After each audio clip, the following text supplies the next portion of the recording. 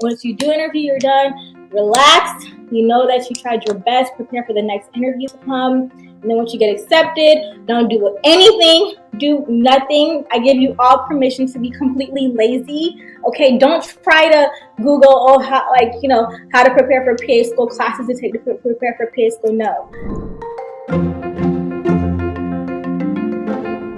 Hi guys, hey everybody, welcome to eShadowing, y'all. Happy Monday.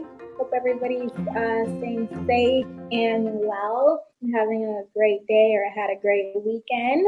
Hopping right into eShadowing or the session. Alrighty, so it's another Emergency Medicine Monday. Woo! So we're gonna start off with like Q&A style, asking questions. It'd be great. I don't know if people that moved on to like finish their application and submit the application and waiting on interviews. I don't know people that are waiting on interviews that are still doing e-shadowing. If you are, then I wanted to, or if you're like towards the whole interview process, you're gonna be applying next week. I wanted to like more so focus on interviewing and like the whole application process and like all the anxiety associated with it and what to do between like submitting the application, waiting to get an interview, interviewing, being accepted, rejected, or waitlisted, and then starting PA school. It's literally a year-long process and it's very tedious, causes a lot of anxiety, causes a lot of maybe some depression. So it's very nerve-wracking, whatever that word is. But yeah, I just wanted to focus this session on that. No matter where you are in your journey, if you're closer to applying or if you've already applied and you're just kind of attending the sessions to get more hours, I don't know. But I mean, you're going to face the whole application process sooner or later. So one said I'm still waiting to hear back from schools. Yeah. So we are in August. That means that a lot of you should have already applied. Don't let the end of the month or August go by and not have submitted your application. I mean, if you want to submit in September, that's fine, but be aware that a lot of students, thousands and thousands of students apply to PA school. A lot of schools do rolling admission. That means that they're interviewing and accepting students as the applications roll in. So that means the later you apply, the lesser chance you have of getting accepted because they're already accepting students as applications come in. If your school does not do rolling admissions, great. But a lot of schools do rolling admission. So that's why I recommend that you apply early. I applied August 31st, which was not the best time to apply. But if you can, please apply. Like, don't go into September and not apply. If you do, that's fine. But yes, that's my spiel on when to submit your application. Summer months, perfect. And don't apply like, if CASPA opens April 22nd, don't apply April 23rd. Please make time to review your application, take time, don't apply right then and there. It's not really gonna, to me, it doesn't make a difference. A lot of schools are not gonna like go on and see, oh, dang, we have one application, let's look at it. No, take the time, make sure your application is perfect, and then submit your application. And it's fine to submit in May, June, July, all right? Is it okay if you don't take the extra sciences recommended by your college? Yes, it's perfectly fine. I actually did not. I mean, when I say things that I did and did not do, I'm not saying for you to go and be like me. But you don't have to go and be like me and do every single thing that I did because my path was different. But as far as taking recommended courses, I like to keep it simple. I'm all for keeping it simple. So I wasn't into taking all those science classes. I was not going to pay to do all of them. I was not going to waste my time doing all of them and do all that extra stress. So I put more focus on, I did the required, and then I put more focus on just getting my hours, perfecting my application, shining in other areas rather than like academically. I mean, of course you want to shine academically, but it's not everything. They want to make sure that you're well-rounded. So I don't think it's not going to hurt you to not take the classes. Like I said, I didn't, and it's recommended. If you have a solid GPA, no, I wouldn't do it. If your GPA is at least 3.5, I wouldn't do it. But don't say I told you so. All right, I'm sorry. My face looks super oily because I have this nice moisturizer face. All right, anyway, don't mind my oily face. It's gonna be popping. All right, I'm a senior right now thinking about taking a gap year or doing postbac. Do you know what postbac rolling admission. I'm not sure if somebody said it was asking about post-bac programs, if they do rolling admission. I'm not sure. I'm sure all post-bac programs vary. I would check with the school you're interested in. Letters of recommendation. Somebody asked how many. CASPA tells you how many you need or how many they recommend you have, I believe. I'm not sure if things change. At least one letter of recommendation has to be from a PA. If anything, at least one from a PA. The rest, I don't care who you get them from. I'm sure CASPA doesn't either, but make sure at least one of them is from a PA, okay? Whether that's from shadowing, mentorship, working together, whatever it is, make sure at least one is from a PA. Mine was one from a PA and two from like my supervisors at my job. I was an LPN, so I had my like the DON, I believe. Yeah, the director of nursing for the facility wrote me one. So it was a pretty strong letter of recommendation attesting to my work ethics. And then one of the supervisors, like a nighttime supervisor, always worked night shifts. So one of the nighttime supervisors wrote me one as well. So I had three. Have you noticed a difference at work? Okay, I am not, somebody asked a difference at work, just the Delta variant. I am not currently working. I actually stopped working a little over a month ago in New York. I am actually likely going to do another travel opportunity. We'll be in Florida, so hopefully it works out. So I'm excited about that. And I say hopefully it works out because, you know, we trying to get that negotiation. But yeah, if it works out, then you know you guys will see me through the journey. I'll tell you guys all about it, and you know, cases and how, you know, patients are presenting with the Delta variant. So yes, I should be starting that actually. They're asking me if I can start next week, but we won't. That's the thing with these travel jobs, like especially if it's COVID related or like rapid response, you gotta just up and move and pick your life up and move away like that. Like 1 minute you're here, the next minute you're over there.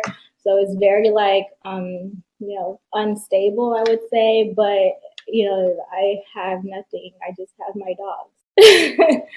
All right. What if there's no PA to shadow or work with? How should you use your PA? Can eShadowing PAs write us a letter of rec? Okay, so yes, it's very difficult to meet a PA right now. I do have a special announcement for you guys. I'm going to be launching an app soon that allows you to network with PAs and other professionals, but it's going to initially be PAs in your field. So it's like a mentorship coaching app.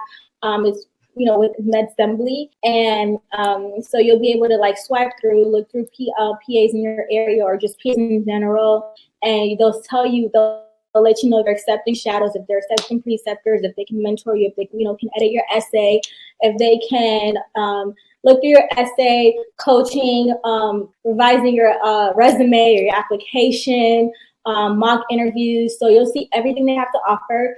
I do have a lot of PAs that signed up, like PACs, like certified with a lot of experience and excited about mentorship. I have a lot of those with experience. I have a lot of new grads that are just interested. I definitely think like new grads can, you know, even though they don't have that clinical experience yet, they definitely know a lot about CASPA. So they'll provide a lot of value to you guys. So whatever type of professional you're looking for, you're gonna be on there. Like I said, I'm here to help you guys. So we'll be launching. We'll be initially only accepting a few people to test it, you know, and then going to open it up to everybody. If you want to sign up, you just go on medsembly.com, sign up to join the wait list. You just go on medsembly.com, you can join. And then once we launch and we have some people testing it, if it all works well, then everybody else will be able to.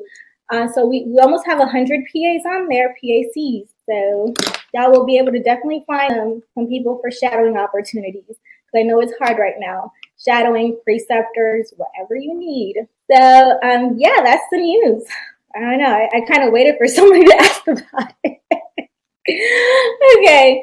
Until then, so like I said, we're launching it by the end of this week. But until then, as I've always said about finding finding someone to shadow, you would have to utilize social media, these Facebook groups. There's a lot of Facebook groups you can go on. LinkedIn, like I said, always create a professional profile. So MedSembly will be like, you know, you have to be professional on there, highlight yourself, like I always say, and you know, you can reach out to people. You know that people are on there to help you. So it's, you know, it won't be too awkward, because I know LinkedIn is kind of awkward messaging someone for help because you're not sure if they will. But people on this platform are there just for that. So yeah, it'll be a lot easier. Okay. Alrighty. So, advice for advice. I wanted to talk a little bit about you submit your application. You're just a lot of people are just in this phase of I submit my application, just waiting to hear back. And before I say that, congrats to everybody that did get interview invites and acceptances. I've had a few acceptances, and I've had a lot more interview invites. Of course, it's still early, so if you're getting an interview invite right now, you bomb, okay? Because it's still early. So congrats to that. But if you haven't heard back yet, I know it's stressful, tedious, causing you to become psychotic, which it may. But I would say during this time, stay away from a lot of blogs that are like forums that say, oh, I got in. I mean, I didn't get in and I had 3.9 GPA, or I didn't get in and I had a 4.0 when I was class president and I was this and I was that. Everybody is different, okay? Just because somebody was perfect and they didn't get in does not mean that you're not going to get in with your 3.5 or your 3.2, okay? You don't know what this person did, how this person's essay was like, who this person shadowed, what this person's letter of recommendation was. It's inclusive. Just because a person has the grades does not mean that they're going to be a stellar PA. Like I said, what's even more important, everybody can have grades. Everybody can study, can have good grades. What's even more important is who you are, your personality, if you have the heart to be a PA. That's more important than brains. I think brains is really just easy. You just study, you read a book. I mean, it's not easy, but it's something that people can do. You can learn. But do you have the heart? Are you a good person? Do you have good bedside manner? Are you able to communicate? Do you have good communication skills? Those are what's going to drive you to put up. I mean, I'm not gonna say put up, but when the going gets tough, you have a lot of patience to thug through that. So that's what I mean by like your application getting in, because I was reading those forums, way back in 2013, and I was just so scared, and that made me apply to way more schools than I wanted to. And I got in. There were people saying they got 3.9 GPA is way better than mine. I got in, and I'm pretty sure it's probably because of my personality. Okay. I mean, I guess I got some brain, but I think I have a great personality. So yes. So yeah, during that time, stay away from those blogs and anything that'll bring your spirits down. Put your energy towards positive things. Always verbalize, do affirmations. Know that you are great, that you're gonna get far, that everything will work out. Like I had a student, she reached out to me. I was doing a Q&A, and she told me, "Oh my gosh, I haven't heard back yet. I haven't had an interview invite. I'm freaking out, blah, blah." And I'm like, I sent an interview invite coming your way. And like literally the next day or like 2 days later, she's like, "Oh my gosh, Rodeline, I got an interview invite." I'm like, okay, yay. That's because we put that out there. We put that into the atmosphere, put that energy out. So, just think positively, and I promise it'll happen. What's meant to be will be. I know that all sounds cliche, but just trust me, it will. And do things that you like, have fun. You've already, the worst is kind of over as far as the application. Just wait on the interview. Of course, kind of practice your communication skills so you can ace that interview. And once you do an interview and you're done, that's it. Once you do interview, you're done. Relax. You know that you tried your best. Prepare for the next interview to come. And then once you get accepted, don't do anything, do nothing. I give you all permission to be completely lazy. Okay, don't try to Google, how to prepare for PA school, classes to take to prepare for PA school. No, relax, have fun, because nothing's really gonna prepare you for PA school. Once you get into PA school, just, okay, that's it, okay? And don't do anything else, okay? Just relax. Party every day, go on vacation. I'm sorry, guys. You don't use too much brain power during those months of getting in and then waiting for PA school, because you don't use a lot of your brain power in PA school.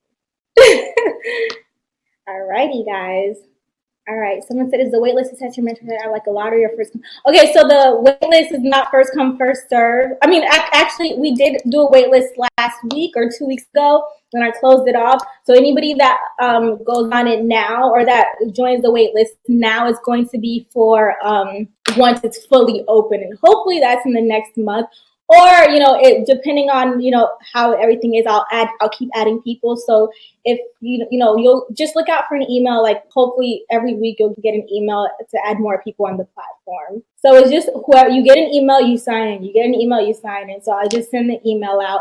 All right. Did you give mock interviews? Did I give mock? Actually, I'm gonna actually do a mock interview tonight. It's my first one for this year. No, I've done like, I think I've probably done over 100 essays. That's crazy. I feel like I've revised over 100 essays. And then one of my good friends, she had to write like a something because she's switching specialties, and she's like was reaching out to a doctor for like a supervising physician, and then I revised her essay. She's like, "Oh my gosh, this is so good." I'm like, "Yeah, I revised like so many PA essays. Like, I guess I got good at revising essays." So, yeah, I've revised essays. I've had phone conversations. I've had pep talks, a lot of pep talks. All right, my email for anyone, Rodeline Joseph at medassembly.com, and my IG, I have 2. And let's see. But yes, once you get it accepted, don't do anything. Just relax, go on vacation, have fun, eat ice cream every day if you have to, because once you start PA school,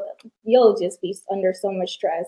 Live as stress-free as you can. If you got accepted right now, it's August, you got accepted, and you start PA school in May, don't do anything. Please don't. Don't even read a school book, okay? All that stuff will come to you once you get into PA school. I don't want anybody stressing too much, because all that stress will come in PA school. Somebody wants to come on. You guys have questions or want to come on for the case study? Yes, you can list my name for eShadowing and the MedSimbly email. As far as like, we don't have a physical address, so you can just put eShadowing.com for address, or just leave it blank. If your school needs to verify anything, a lot of schools have emailed me. I don't mind. I've signed a ton of verification forms, so feel free. I'm very, very easygoing.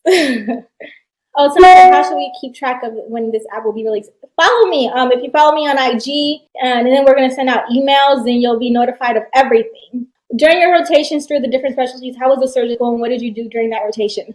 Good question. So surgery was actually one of my favorite rotations, and it was not my favorite because I like surgery. It's crazy because like a person you work with can completely change like an environment and the work environment and just make your day so much better. So just be really like really scope out the supervising physician that you work with, especially if you're going to work in like a clinic. If you work in the ER, you won't have so many supervising physicians, so it won't even matter. But if you like work in a clinic, surgery specialty where it's like a small group, then just really make sure you feel comfortable with the attendings there. The surgeon I worked with was so amazing. He's been a surgeon for like decades, like literally decades, since the 70s.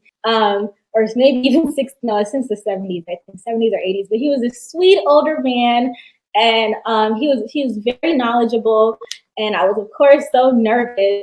But we saw everything. He did vascular surgery and general surgery. So for vascular surgery, we would see like we would do vein removal. We would do teshios, like diabetic for not diabetics, for kidney failure, teshios. We would do general surgery. We would remove cysts, large cysts on the back. Of course, general surgery is going to be like a lot of cholecystectomies, a lot of appendectomies. He also did INDs of abscesses, people that have hidradenitis suppurativa. Like you just get abscesses like everywhere. You're prone to abscesses. So we would have patients that have those, and they get them frequently. So we would drain those. It's not a lot. Like one day we stayed until like, I didn't get out of surgery till like 12 or 1 a.m. because we were doing a teshio. It's like a port for, for renal failure. Don't know much about it, but I'm not in surgery. I barely remember surgery. But yeah, it was really fun. It was really fun. Of course, I was like first assist for for all of the surgeries actually.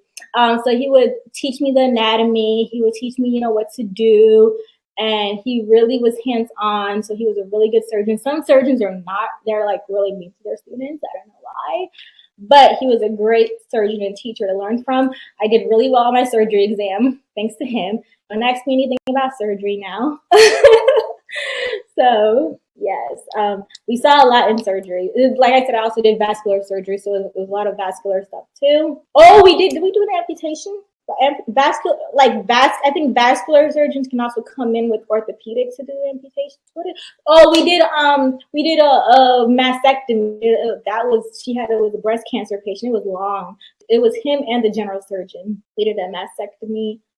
I think that's the surgery. Did you get accepted into any New York schools? I did not apply to any New York schools. All the schools I applied to, I did apply to out-of-state schools, but nothing in New York. I applied to the out-of-state schools. I think I applied to 8 Florida schools and 4 out-of-state, or 4 Florida. I know I applied to, I think, Turo. There's a Turo, right? Some school in, I forgot. I applied to Quinnipiac. I don't know the name. Quinnipiac, whatever. I applied to that one because it was like a top PA program. I don't remember any other school. I applied to Emory. I didn't get in. Emory, they straight rejected. Right, reading. How can we go about asking a PA for? I've been able to talk to several PAs, been able to shadow, reduce their work protocols, and feel out of place. I wouldn't ask for a letter of recommendation until you've known that PA long enough or built a rapport, a strong enough rapport to ask for one. And I mean, I can create like a template, maybe a LOR template, like to ask a PA if you guys want me to, and like post it on the app. I'll create a nice one for you guys and post it on the app. Okay, I will create a letter of recommendation. So just so you know, like the style, how to ask a PA for a letter of recommendation. If you guys want to email one, or you want to recite it on the phone or something, practice how you can ask them. What is the difference between GRE? GRE is the exam for like basic, like I think grad school exam. MCAT is for medical school. I am only applying to schools that don't require. If they don't require the GRE, then I wouldn't take it. How would you describe the study habits? Okay, during didactic year, how were the end of rotation exams were fine. They weren't that bad. I didn't fail any of my end of rotation exams. Because we had study guides too. And then you'll see a lot of the stuff on your rotations. I kid you not. You'll see a lot of the stuff. The only thing that I didn't see on my end of rotation exam the only time when my end of rotation exam was different was my internal medicine exam. Because internal medicine is supposed to be like everything. You should see like a lot of medical diagnosis. But I did mine in the ICU. And I saw a lot of, just critical care patients and pulmonary. It was like pulmonary / critical care. So I saw a lot of asthma, a lot of just critical care patients. I had esophageal varices, like I said, asthma, pneumonia.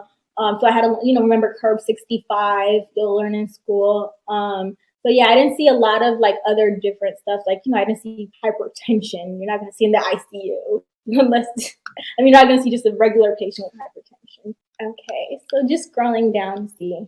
Will CASPA verify your app if GRE scores are not in, or what exactly needs to be in for verification? Honestly, I do not remember that answer. I'm going to say I don't remember because I applied a long time ago. I can find out for you. If you send me, Ernisha, if you send me an email with this question, I'll find out for you so I don't forget. Send me an email with that question. Yeah, ophthalmology is definitely on the pants and end of rotation.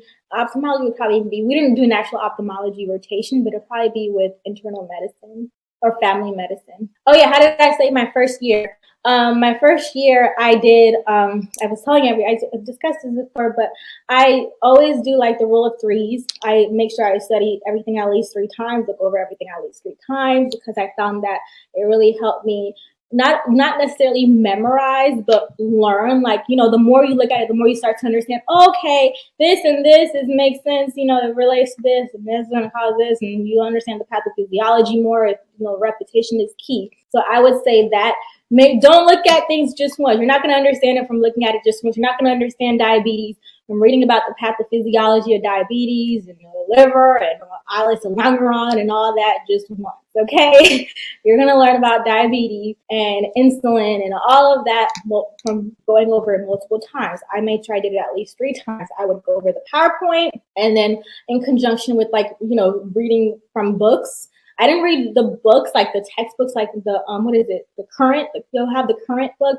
I used to read I did initially, but then like when we were actually doing like medical diagnosis, I didn't read the current too much because the PowerPoints, and then I would go on YouTube. But as I read through my PowerPoint, I would use YouTube and other resources with the PowerPoints because, the teachers make PowerPoints and they always the best. So I'll do my PowerPoints, and then I would read a study guide. Your classmates you'll get a bunch of study guides from past classes, from classmates. You guys will probably have like a Facebook group, and they'll post study guides that they made, that they got from past classes. So you'll have access to study guides.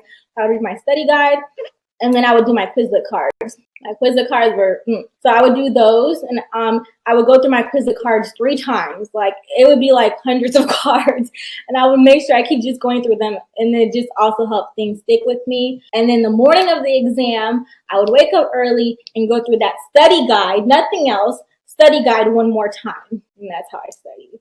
I don't know what ANKI is, because I have seen how the classes are. I know med school is pass-fail. I'm not sure if PA school is pass-fail. Or maybe some PA schools are adopting that, but most PA schools are grade-fail. Yeah, there's a lot of tests, multiple subjects, but how did you keep up with the exams and studying PA school? So I would just, like I said, I would study them 3 times, and I would do that for the classes.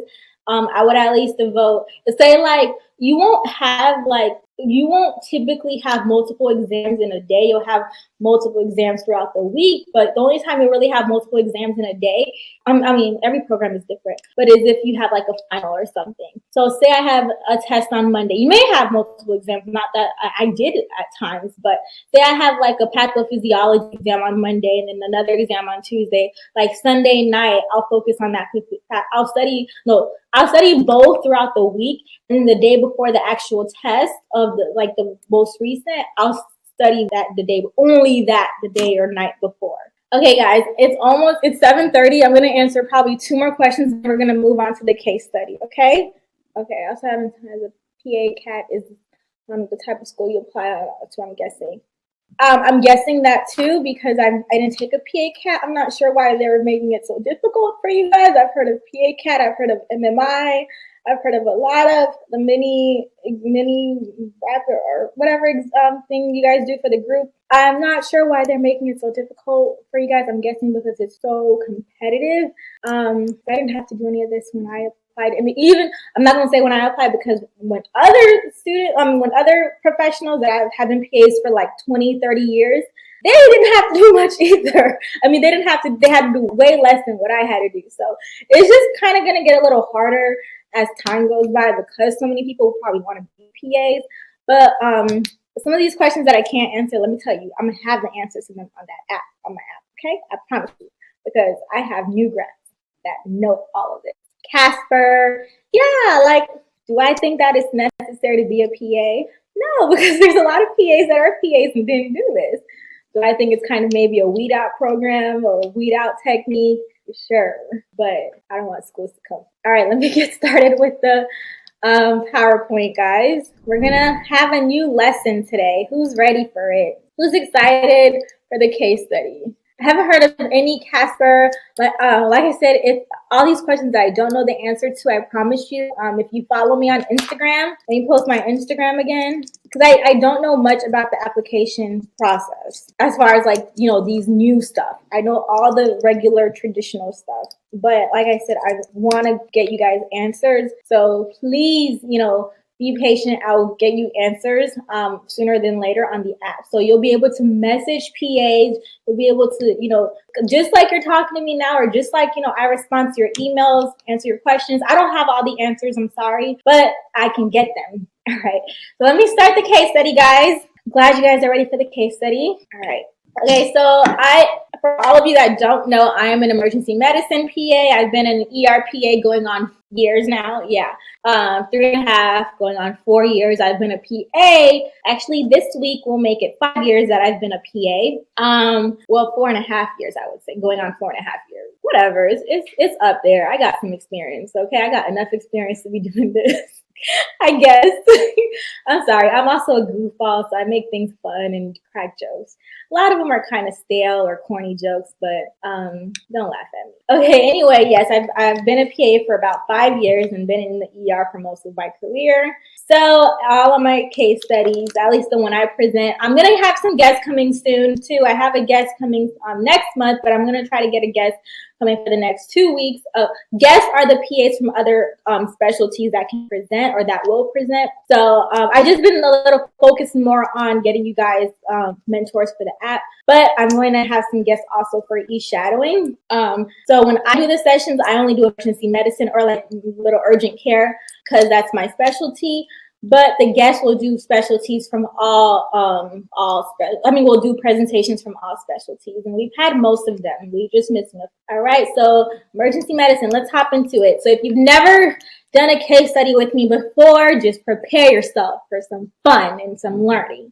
All right, in the emergency room, you know, you're going to see a lot of different patients. A lot of them are going to be sick. Always remember, this is the ER. People come to the ER because they think they're dying. Okay, they think that something that is wrong with them. So your job is to make sure that something bad is either wrong with them or something bad is not wrong with them. And you do both, or you come to that conclusion based on the questions that you ask, based on your history, your physical, your labs, all your assessment. And your job is to say, is this patient dying or not? Okay. And can this patient safely go home? Do they have to be discharged? Do they have to be admitted? Do they have to be transferred? Okay. If you remember these top two things, then you will survive in the ER because everything else will come to you. Once you learn the medicine, once you learn all the diagnosis, all the emergent causes that people can come to the hospital for, emergent, non-emergent, then you'll do great. Then you'll be able to determine, can this kill the patient? Will the patient need to be admitted? Can this cause an adverse reaction or effect? Or can this patient safely go home? Yes or no? So that's your job as an ER provider. So there's a lot of pearls you'll learn in PA school. We'll discuss some ER pearls. And then always, even if you don't know one or two, go to 4. Okay, if you don't know if this can kill your patient, if you don't know if the patient needs to be discharged or admitted, always consult. That's why we work with physicians. Okay, they're there for that. And if your attending doesn't even know, they're specialists. You can consult neuro, cardio, whatever, internal medicine, the hospitalist, whatever you want to in the ER. And if they're not available and your attending doesn't know, you can, guess what, call another hospital or determine if the patient's good to be transferred or whatever. But all you're focusing on is making sure the patient does not die. Pearls are important things to know. All right, so somebody asked to do neuro. I don't like neuro, but I'm going to do it anyway. And I don't like neuro and ortho, okay? So if I make some mistakes, I'm not going to make the headache. But yeah, we're going to do neuro today. I did neuro. Actually, my first case study was neuro, if you didn't know. But so we're going to jump right into it. So a 42-year-old female presents with complaint of headache times 2 days. A lot of my lingo, I'm going to try to kind of keep it with the medicine lingo, do some abbreviation and stuff, just so you guys get used to it, used to how it would look in an actual chart. So 42-year-old female, woman, whatever, presents with headache for 2 days. So you're always going to be, when you read the chief complaint, this is the chief complaint right here, headache times 2 days. What should you be thinking about? What would you ask the patient? You look at their vitals. Vitals are very, very important. So I look at my chief complaint. I open the chart, look at my chief complaint, look at my vitals. Okay, that'll help kind of steer you in the direction to admit, discharge, transfer. So vitals. Temperature 98.6. Blood pressure 76/102. Pulse 96. Respiratory rate 18. Oxygen saturation 100%. All right. So, headaches are going to be one of the most common complaints ever. That's why I don't like them. Because you always have to figure out, is this a headache or is this person going to die from this headache? And people can die from headaches, okay? So is this a headache or is this a headache? Okay? Or most of them are headaches. It's not going to kill you. It's just migraine, whatever. Some of them, rare but can happen, are headaches. Okay, so you got to be careful. Yes, I see people saying high blood pressure. Yes, perfect. So her blood pressure is really the only abnormal vital, BP 176/102. So even though this patient is coming in complaining of a headache, when she comes in with a blood pressure like that, they're going to do an EKG, because when your blood pressure is sky high, you want to make sure there's no hypertensive urgency or emergency going on. So you want to do an EKG or make sure it's not even like cardiac related as well. EKG may still show LVH, T wave changes, whatever. So it's indicated to do an EKG when someone's coming in with a headache, especially if they're older and blood pressure is really high. All right, so you're gonna go into you see this, you open up your chart, you see the chief complaint, you see your vitals, and then you start to think about what could be going on. Then you go to the patient. So with headaches, like I said, headaches are tricky because you always gotta figure out, is this real or not? And by real, of course, the headache is real, but by real, is it like life-threatening? Okay. And you're going to do objective and subjective findings. So you walk in the room and, it's objective. The patient doesn't look well. She's like this. She's like this. The room is dark because she can't take the light. And then, so those are objective. Subjective, she's telling you, oh my gosh, this is terrible. This is the worst headache ever.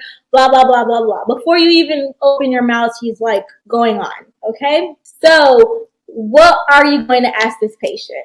If somebody wants to come on and do this, you can too. But what would you ask this patient? Somebody said ask her to do a neuro exam, get her glucose, OPPQRSTA. Perfect. Yes, Oscar. Yes, Carissa. Going, what's that word? Speedy Gonzalez. Okay, so you're going to do your OPPQRSTA, ask about the onset of the headache, how bad the pain is, anything that relieves the pain. Does the headache radiate? Is it localized? The timing of it, has she taken anything for the headache? But so you're going to ask all those questions, but there's some key questions you want to know about a headache for your charting, because you're charting for headaches, especially if this is a serious headache. You want to make sure that you ruled out, remember this is the ER, you ruled out the worst first, right? So there's specific things you're going to document. Of course, you're going to document your OPPQRSTA, but you're going to want to document specific things to say, oh, this is not what's going on with the patient. Remember, I always say that in your documentation. You want to make sure you document specific things for specific diagnosis. So, headache. You're going to say, is this the worst headache of your life? And I hate asking that question because everybody's going to say this is the worst headache of their life. And then that's going to lead you down a tunnel, right? So you can ask, how bad is the headache?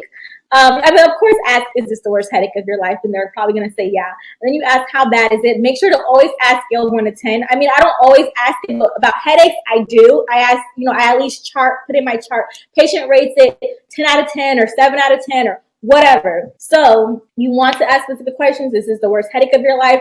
How bad is the headache? Scale of 1 to 10. Have you ever had headaches like this before? Do you have history of migraines?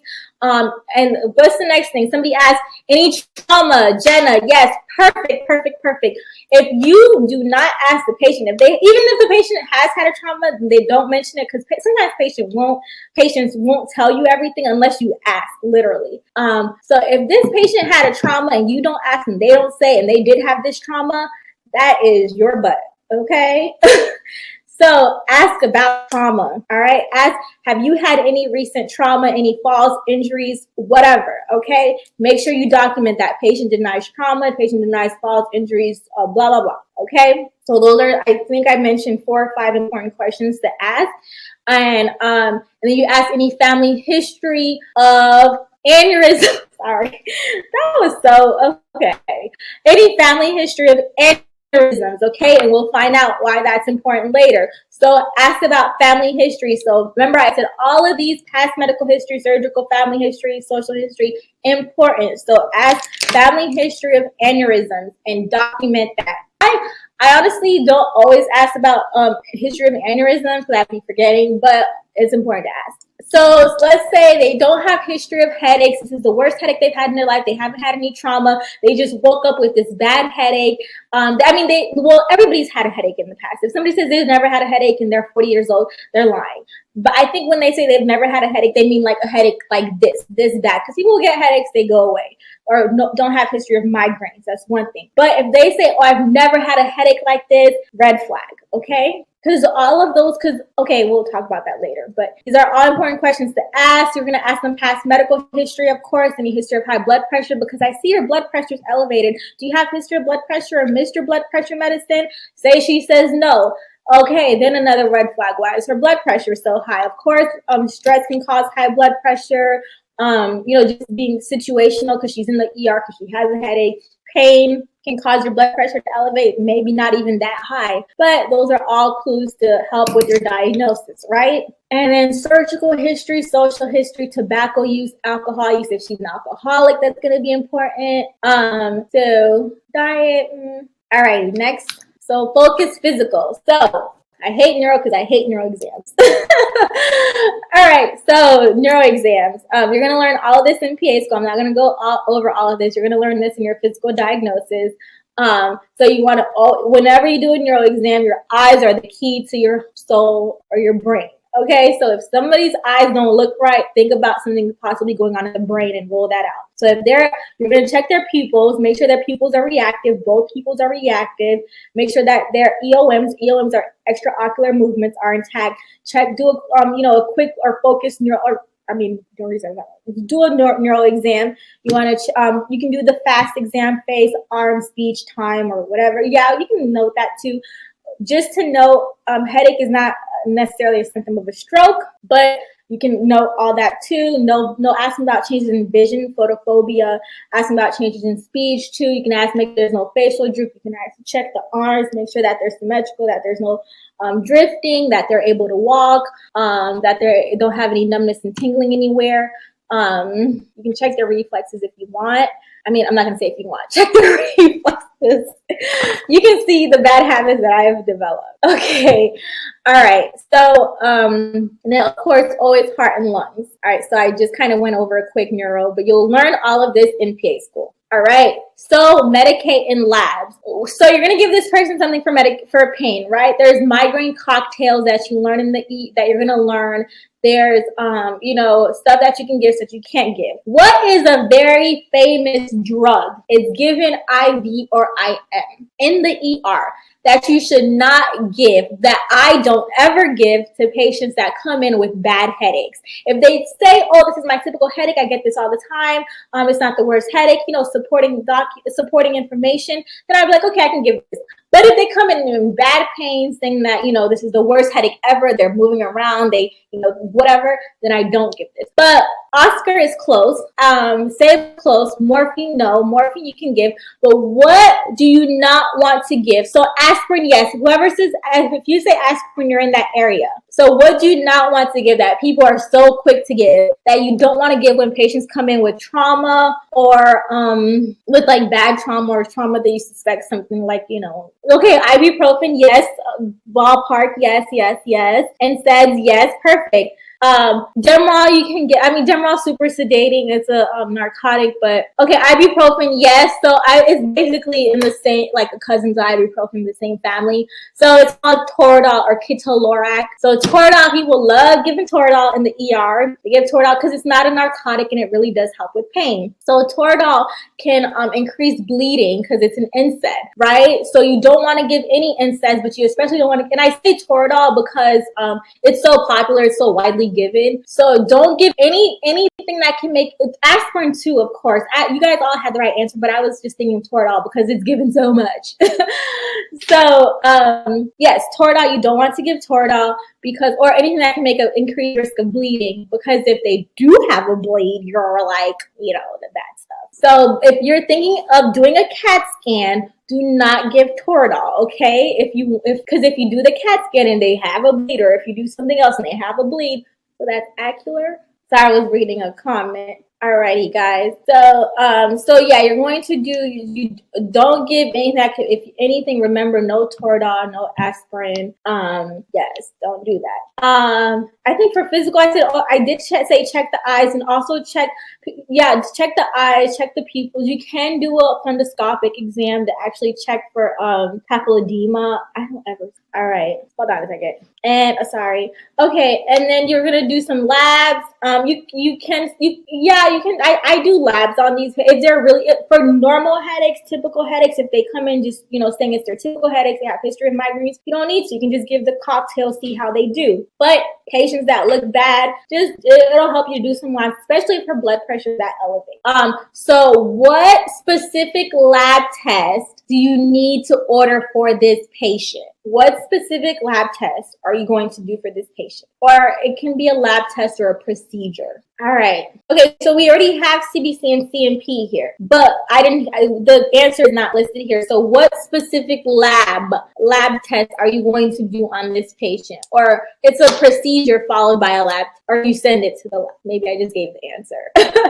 You guys don't know, it's okay. So one lab test I would do on this patient, if she had an EKG done and her blood pressure is that high, I would also do a troponin just to make sure nothing cardiac is related. Likely the troponin would be negative, but she already had an EKG done, Juana. D-dimer, no. PTINR, maybe they'll eventually get that in the while hospitalized, but it's not the like emergent, like needs to be done now. PTINR coags are usually done if they're like, coags can be done because they can have a bleeding disorder or alcoholic. So yeah, coags would do coags too. In this case, if they have no other history. Lipid screen, no. All right, we're gonna move. Well, I'll tell you guys the answer eventually. All right, what is the initial imaging test? Remember, pay attention to questions, right? This is not asking the most common or the diagnostic. This is asking the initial test. So a patient comes in with a headache in the ER, what imaging are you going to initially do? No, you wouldn't. No, they don't really need ABGs. You can do ABGs if their level of conscious is not good. Our ABGs is arterial blood gas. What is the initial imaging test? Good job, Sarah. CT. So CT with or without contrast, guys. Head CT. Perfect. Yes. Is it going to be with or without contrast? Perfect. Yes, Carissa. Without contrast. Why do you not want to do it with contrast? Contrast is the dye that they inject when you go to have a CAT scan or CAT scan done or imaging procedure. It helps light things up and see things better. See not things but organs, organs, tissues. No, yes, you don't do contrast if the patient has kidney issues, but specifically when you're doing a head CT, why don't you want to initially use contrast? So you don't initially use contrast because contrast can obscure things. So if they're bleeding, you won't see that with contrast. So what's going to show up with contrast is blood, bullets, bone, contrast. Like what's going to show up bright on a CAT scan? Blood, bullets, bone, contrast, stones. It's like 4 or 5. Blood, bullets, bone, contrast, stones are all going to show up bright on contrast, okay? So if you inject contrast and that patient has a bleed, you can miss it because the contrast is going to obscure it. So you don't want to do contrast initially. I've probably in a CT scan with contrast one time. That's after doing it, and that's because we wanted to make sure there wasn't a stroke, but that was after doing it without contrast. So all your CAT scans are, even if you suspect a stroke, of course, if a patient's having a stroke and they're bleeding, it's a hemorrhagic stroke, you want to make sure that you can catch that and it's without contrast. So CT is always without contrast. Head CTs initially. I've never done initially a head CT with contrast. So on the head CT, boom, you see this. What is this normal? Is this abnormal? Don't want radioactive isotopes. No, you can do a CT with contrast. You can do an MRI with contrast. Yes, this is abnormal, guys. This is bad stuff. Okay, bad stuff. All right. So remember that question. I know this is. I know I'm going from a head CT to lumbar puncture, but it's all gonna make sense. All right. So we're gonna talk about this later. Definitely abnormal. Yeah, you see all this bright stuff. Remember, I said stuff's gonna come up bright. This is your skull. Blood, okay, and then if there was contrast, it would come up bright too. And bullets. So if the patient had a bullet in his brain or skull, or like a bullet wound, you'll see that. A bullet gunshot wound, you'll see that. So you'll learn all about this in school. All right. So remember, I said that what lab test is this patient going to need? So a lumbar puncture. So because a CAT scan, whatever this patient has, the CAT scan is important because you're going to start off with a CAT scan. But just because if the CAT scan was completely normal and you gave the patient medications, the patient still looked bad. And you're like, oh my gosh, I don't feel comfortable sending this patient home. Or their blood pressure was not normalizing, the patient just still looked bad. You just don't understand. And the CAT scan was normal, then you would move on, right? You would move on. You wouldn't just send the patient home still not feeling well, right? You would move on to do a lumbar puncture because the CAT scan, if this patient had this diagnosis that I'm talking about, A CAT scan is not going to detect it after a certain amount of hours or days. But a lumbar puncture would. Okay. So lumbar puncture is a spinal tap. You go into the vertebra to go into eject CSF. CSF is protects your brain and spinal cord. It's protective fluid. So if there's and it's in the I just gave the diagnosis. Okay. Well, now y'all know the diagnosis, but you analyze the CSF and you check for it's diagnostic of ding ding ding this subarachnoid hemorrhage.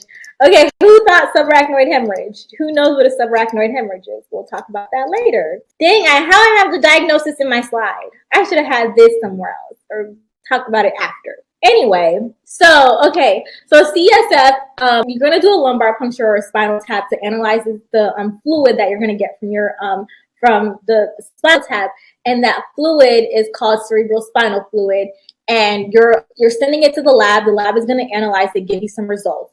And you got to make sure you know what you're talking about, right? Or what the results show. The lab will say all this, but you got to learn this in school, right? All right. So the reason why you got to do a CSF spinal tap for CSF is because CSF is clear. So A is regular normal CSF. So if you suspected that this patient had a bleed, which is bad stuff, right? You suspect this patient had a bleed and you checked, you did a spinal tap and it was this, okay, that says, oh, the patient's CSF is good.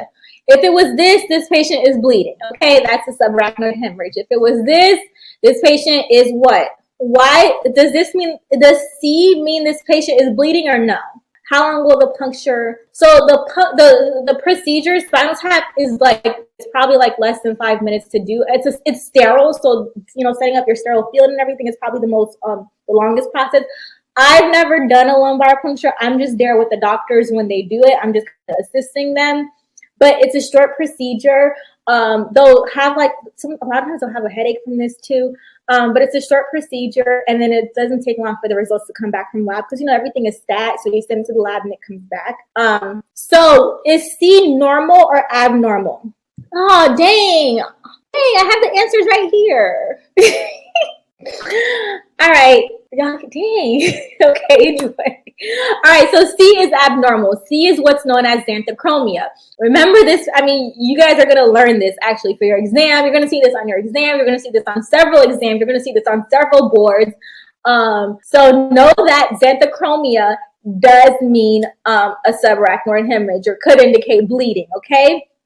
And that's only because B is fresh blood, okay? So B, if the patient developed a hemorrhage within a few hours and they go to the hospital, great. But patients aren't always going to go to the hospital on day one. They may wait 2 or 3 days. So by that time, the red blood cells metabolize, right? And they break up the heme group, whatever. Then the bilirubin. Remember, bilirubin has that yellow discoloration. So this is from the breakdown, the metabolization of the red blood cells, okay? So it does not mean that it's normal or that it's P or something, okay? It's xanthochromia. So remember this for your exam, okay? Is D normal or abnormal? So is D normal or abnormal? We're going to go a little bit over time, but I hope it's interesting. All right, so D is actually normal. D is only from a traumatic tap. So if you're injecting a needle, if you're putting a needle into something, you're going to bleed a little bit, right? If you're going to stab someone, you're bleeding, right? So the reason that this is a traumatic tap means just from the trauma or just, being stuck. So if you look at the red gets clearer as you go because you're going to collect 4 tubes, right? So was it 4 or 5 tubes? Something like that. You're going to collect multiple tubes. So it's going to go from dark to light. If it's going from dark to light, then that's a good thing because, because if it's a traumatic tap, you're gonna initially have blood, and then it's gonna go away. It's gonna get better. So it's gonna go from the blood's gonna be clear, and then clear, and then clear. So then it's a traumatic tap. So that's one of the questions you're gonna have to know for your exam. It's not necessarily that the tap was done incorrectly. If you're I don't know. I wouldn't say incorrectly. It's just kind of trauma from the tap. Alrighty. So good job, guys. All right. So what next? All right. So before we go into the diagnosis, which you guys already know, we're going to talk about red flags for headaches, because I said that, you're going to have a lot of patients come in with headaches. One of the most common chief complaints, right? And you don't want to CAT scan everybody. You don't want to work up everybody. You want to ask important questions to support your documentation of why you chose to CAT scan or not, or why you chose the lumbar puncture or not, or why you chose to order blood work or not, or whatever, right? So these will help you, along with the questions you did in your H&P. These are basically H&P stuff too. But these will all help you to determine, is this truly something bad going on? Of course, how the patient looks also. If your patient does not look well, don't send them home. If they don't look well, if they look like they're just not gonna do good, you'll build that discernment as you get more experience. But if the patient does not look well, don't send them home. Ask your doctor for some help. Ask your doctor to take a second. Look at them before you do that. But if the patient has systemic symptoms with their headaches, like fever, weight loss, when you think of weight loss, you think of cancer. So make sure it's not a tumor. So if the patient has HIV, always be, always take an extra step to make sure it's not an infection like encephalitis, meningitis. They're prone to infections, especially if they have AIDS with it. Or progress to AIDS. If they have neurologic symptoms, we'll discuss some neurologic symptoms later on. Always check their ABCs, always check their GCS. I'll tell you guys about that in a few. Onset, remember I said did I tell you guys? Oh, we haven't gone there. Remember, you do your OPPQRSTA. Older patients, I'm sorry, call me whatever you want, but I CAT scan like anybody over 65 complaining of a bad headache. I CAT scan, even if older than 50, I'm just CAT scan you, whatever. That radiation is not going to kill you. So yeah, if you're like really old, I'm a CAT scan you. And even if you're complaining of like a headache, 5 out of 10, whatever, a weird headache, I'm a CAT scan you. If you're young, okay. But if you're really old, I don't play that. Okay, and then remember I told you history of headaches, so you asked me about that. I can say if anybody wants this Snoop, I mean, you'll learn all this in school, but want anything from me, just let me know. All right, so emergent causes of headache. Remember I said a lot of the questions you ask will rule this out. If that patient came in with a blood pressure of 102, you have to make sure it's not meningitis or encephalitis or an infection causing their headache. If that patient came in and said they had trauma, you have to make sure it's not an epidural hematoma or even a hemorrhage or traumatic brain injury, the skull fracture, whatever it is. If that patient's blood pressure is not going down and everything else is the same, admit them, do some labs, make sure that there's no end organ damage. So I'm not going to say that this is everything all possible emergent causes of headaches, but these are the most common things I've seen. I can't really think of any other ones. You'll learn probably, if I missed one, you'll learn it in school, but these are things that you do not want to miss, and your documentation should support that the patient does or does not have these things going on, okay? All right, so subarachnoid hemorrhage. The patient had a subarachnoid hemorrhage, okay? Subarachnoid hemorrhage is bleeding into the subarachnoid space. The subarachnoid space is important because it houses CSF, so that's why you're going to see the CSF change in color, and your major blood vessels that supply the brain. So that thing that you saw on the CT, that little thing you saw is called, where it looks, here, I'll show you guys. So this is the circle of Willis. That is what you saw on here. Okay, this is what you saw, right? The circle of Willis is what I like to call the tree of life, because if you cut it off, you're gone.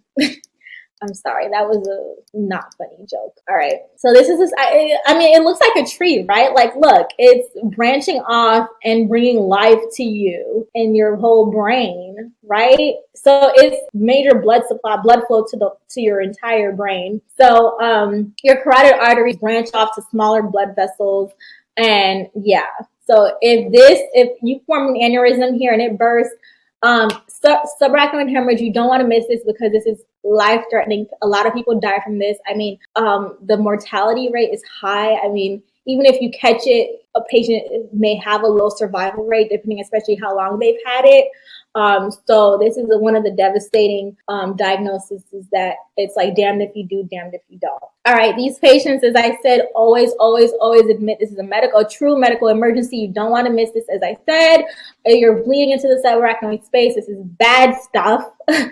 It's described as a thunderclap headache, and this is really just for textbook. I've never had a patient come in and say, "Oh," and I think I had one patient. I feel like she Googled that, and she didn't have the subarachnoid hemorrhage, mind you. But I've never had a patient, other than her, I guess, come in saying, "Oh my gosh, I have this thunderclap headache." I've never had a patient, like I said, really describe it as a thunderclap headache. They're just going to say it's a bad headache.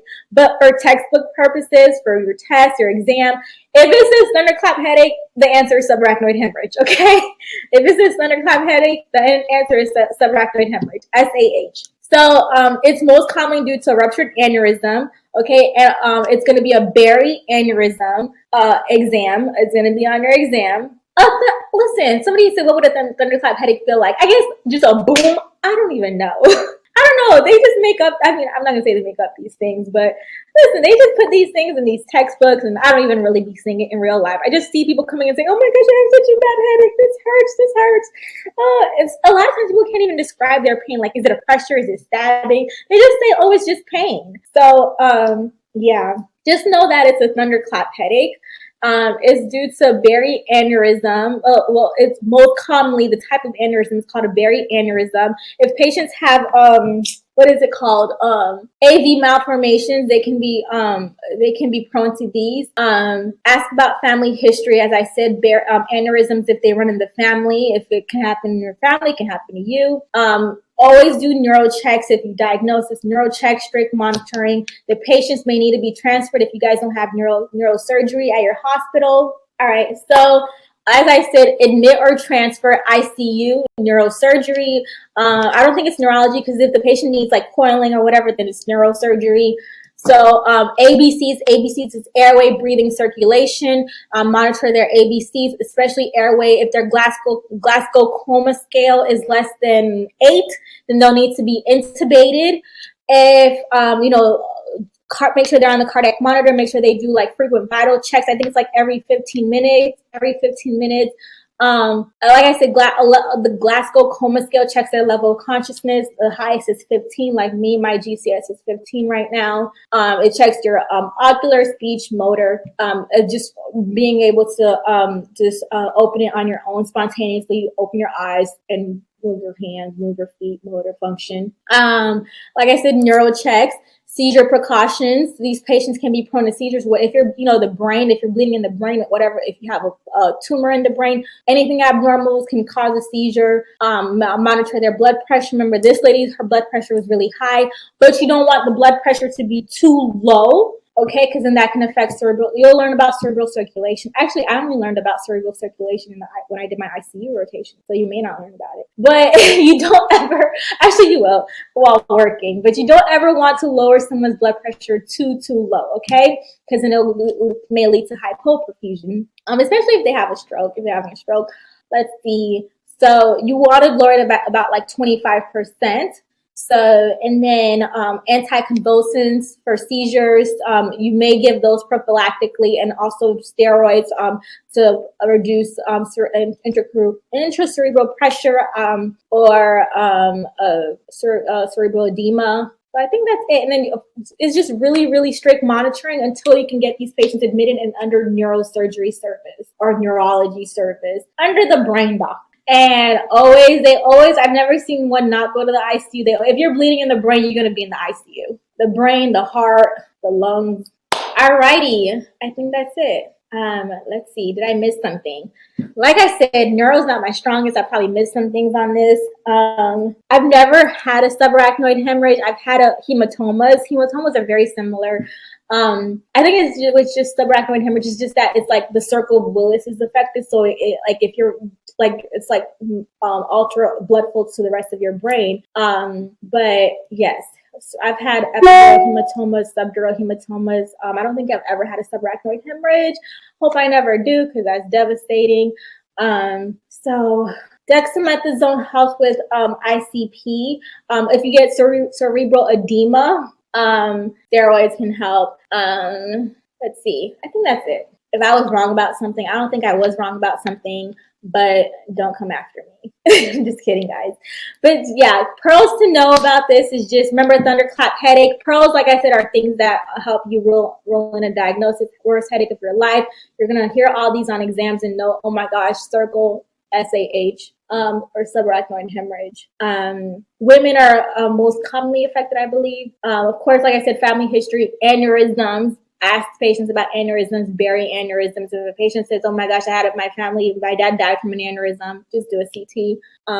So yeah, I think I did everything, went over everything. Remember, know what's common, know the zebras, know what you may never ever see in your life. Hopefully you never have to see a subarachnoid hemorrhage or to treat one. And know it can kill you like a subarachnoid hemorrhage. That can definitely kill you. You don't want to miss it. And document. You always want to make sure you have perfect, well, it's not going to be perfect, but great documentation that's going to support your case, your patient. Alrighty, guys.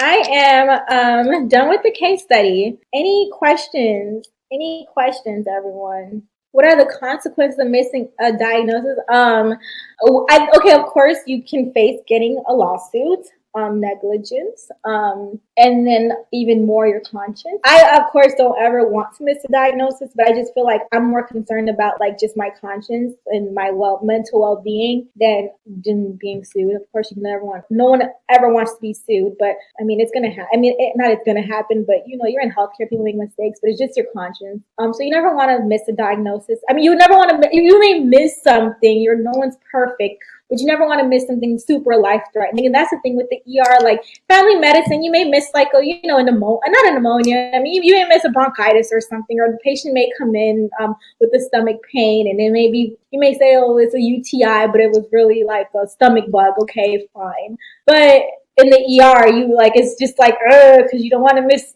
something super life-threatening, you know? But as long as you document, just protect yourself. Your documentation is one of the safest things you can do. And that's what I really want to, teach you guys when I tell you guys important questions to ask, when I tell you guys words first, when I tell you guys remember, this, remember that, is to help your documentation, if anything, because like I said, the medicine will come to you. It's to help you remember, of course, what to ask the patient, but what to, make sure you're covering, dot your I's, cross your T's. I'm always big on that. How did you learn information to study instead of learning? I learned information by like repetition. I just repeat. The more you look at it, the more you'll know and start understanding. And of course, YouTube. I watched a lot of YouTube, watched people that was able to really break it down for me, like Khan Academy. And actually, my app will have like all these helpful YouTube pages that I use, helpful links.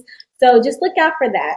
Oh, I'm so glad that I was able to help you guys. What are some good study materials you can recommend for people newly interested in PA? Yes, of course, following me, following the PA platform, following the PA box. Here, if you follow me, I'll post some helpful stuff for people. There's a lot of people that advocate for the PA, probably a lot more active than me, because I don't know, guys, I be having a lot going on sometimes. I'll give my Instagram and I'll tag some people. If you see a doctor misdiagnosed, would you get in trouble as well as a PA? No, that ain't got nothing to do with you. If it ain't your patient, don't worry about it. You got enough on your plate. You can give them advice, but if it ain't, you can be like, oh, are you sure? I don't know, kind of give them some nice, humble advice. But if it ain't your patient, I ain't got nothing to do. When is your app coming out? This week. Follow me, or if you follow me on the way that I communicate the most is Instagram, because it's right there on your phone. Instagram and LinkedIn, really, it's right there on my phone. Instagram and LinkedIn, of course, email, but I post everything on my Instagram. If you follow me on Instagram, you'll see that I post everything. So do you recommend taking physics as a prereq for PA school? I was about to say something. Listen, physics was the first time I ever got to see in my entire life in high school. Okay. Physics is the devil's spawn. Okay. I don't like physics. Do I recommend it? If you don't have to take it, don't. That's how I feel about physics. But I think it was but I don't like. I never took physics ever since high school. I was traumatized. I mean, if you don't like physics, don't take it. I'm just joking, guys. I mean, I do hate physics, but if you don't need to take it, I would. Master's in public health. I mean, if you want to do it, you can do it, but alrighty, guys. So yeah, I would not do physics. I don't even think I learned anything in high school.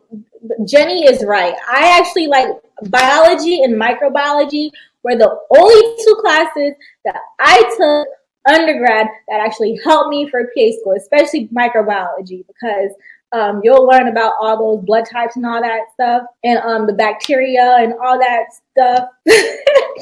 But biology and microbiology were really the only two classes that were helpful in. Oh yeah, I'm sorry, anatomy and physiology too. Anatomy, physiology, biology, microbiology, chemistry, organic chemistry, all those classes. And that's just me being real and honest with you guys. But if you gotta take them, you gotta take them. So yeah, master's in public health, up to you. If you want to, you don't have. I mean, if you want to do a PA program that has both, that's great. Especially if it's important to you. If you want to work in a rural area or do a lot of things for your community or interested in, working for the government or whatever, I think that'll be helpful. All right. Oh, if you need it for your major, you have no way around it unless you change majors. I would change majors before I take physics, but that's just me because I don't like physics. Alrighty, guys.